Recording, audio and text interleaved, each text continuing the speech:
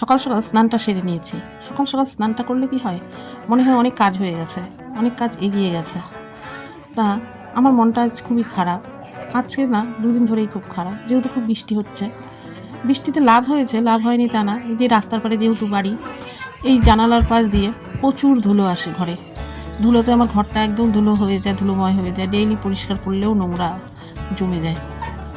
তা অপকারের মধ্যে হয়েছে, যেহেতু আমরা চাষি, এখন চাষি বলতে আমাদের আলু পড়ে প্রতি বছরই, এবছরও পড়েছে। তা বৃষ্টির জন্য একটু মাথায় হাত পড়েছে। যেসব জমিতে জল দাঁড়িয়ে গেছে সেসব আলুগুলো তো নষ্টর দিকেই যাচ্ছে।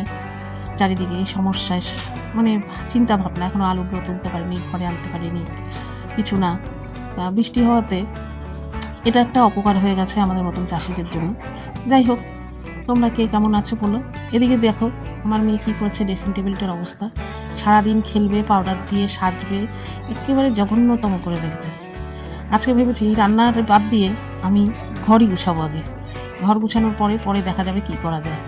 তাই এদিকে ছোটো মেয়ে চলে আসছে, ও নিজেও বলছে আমি পরিষ্কার করবো। ঠিক আছে, কর, কাজ করা ভালো, কাজ শিখতে হয়। ছোটোর থেকে কাজ শিখলে নিজেরই ভালো, নিজের জন্য কমসে কম কাজটা শেখা খুবই দরকার। যে কখন কে কোন মুহূর্তে থাকে, তার জন্য কাজটা ছোটোর থেকে শিখে অভ্যাস করা দরকার। কাজটা খুবই গুরুত্বপূর্ণ, সেটা বিয়েই হোক আর না হোক চাকরি বাকরি করুক, কারণ কাজ না করলে সবার কাছে কথা শুনতেই হয়। আজকে আমি চাকরি করি না হয়তো, কিন্তু শ্বশুরবাড়িতে এসে এই কাজের জন্যই অনেক জায়গায় আদর পেয়েছি। শ্বশুরবাড়িতে আর কিছু দেখুক আর না দেখুক, কাজটা তো অতি অবশ্যই দেখবে।